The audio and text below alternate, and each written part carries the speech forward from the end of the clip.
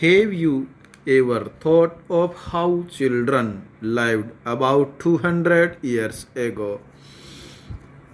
Now most girls from middle class families go to school and often study with boys. On growing up, many of them go to college and universities and take up job after that. Next, they have to be adults before they are legally married, and according to law, they can marry anyone they like from any caste and community, and widows can remarry too. All women, like all men, can vote and stand for elections. Of course, these rights are not actually enjoyed by all.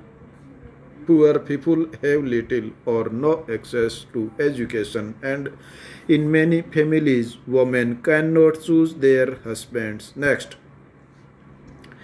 200 years ago, things were very different. Most children were married off at an early age. Both Hindu and Muslim men could marry more than one wife.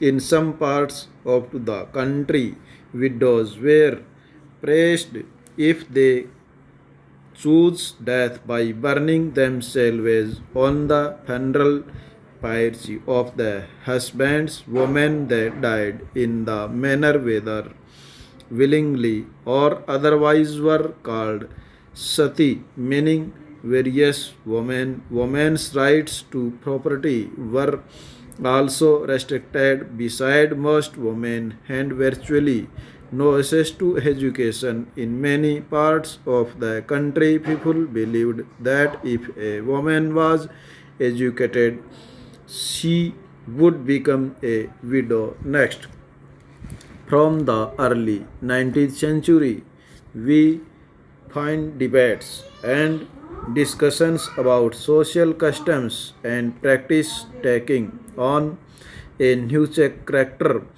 One important reason for this was the development of new forms of communication. For the first time, book, newspapers, magazines, and pamphlets were printed. These were far cheaper and far more accessible than the manuscripts that you have read about in class 7th and 8th. Therefore, ordinary people could read these, and many of them could also write and express their ideas in their own language.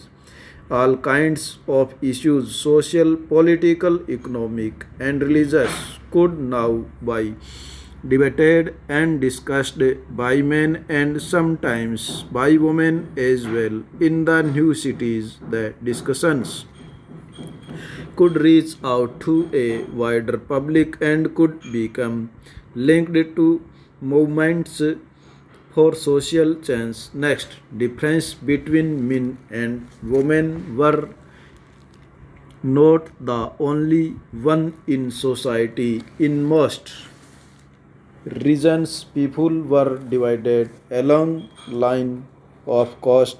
Brahmans and others considered themselves as upper caste.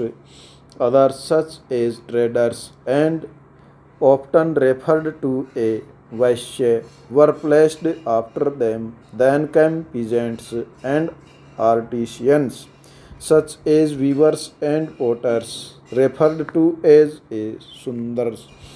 And at the lowest run were those who labored to keep cities and villages clean or worked at jobs that upper caste considered polluting.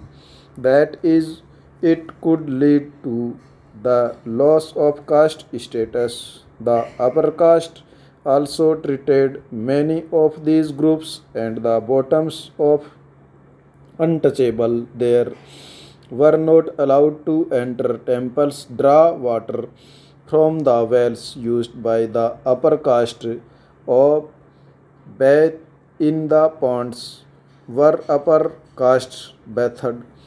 They were seen as inferior. human beings over the 19th and 20th centuries. Many of these norms and perceptions slowly changed. Let us see how that happened next. Until the introduction of the Education Act in 1870, there was no widespread education for the population as a whole. For most of the 19th century, child labor being widely prevented, poor children could not be sent to school for them. Earning was critical of the several of the family. The numbers of school was also limited to those run by the church or set up by wealthy individuals. Next, Tagore was of the view that creative learning could be encouraged only within a natural environment, so he chose to set up his school 100 kilometers away from Calcutta. In a rural setting, he saw it as an abode of peace, where living in harmony with nature, children could cultivate their natural creativity. In many sense, Tagore and Mahatma Gandhi thought about education in similar ways.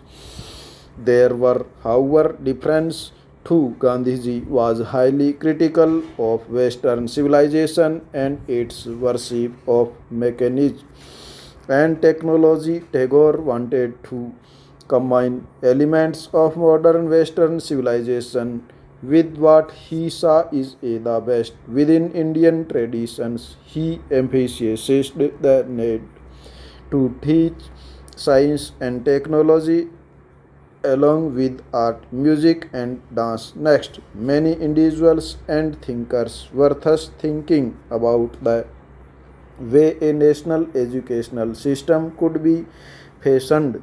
Some wanted change within the system set up by the British and felt that the system could be extended so as to include wider sections of the people. Others urged that alternative systems be created so that people were educated into a culture that was truly national. Who was a define what was truly national?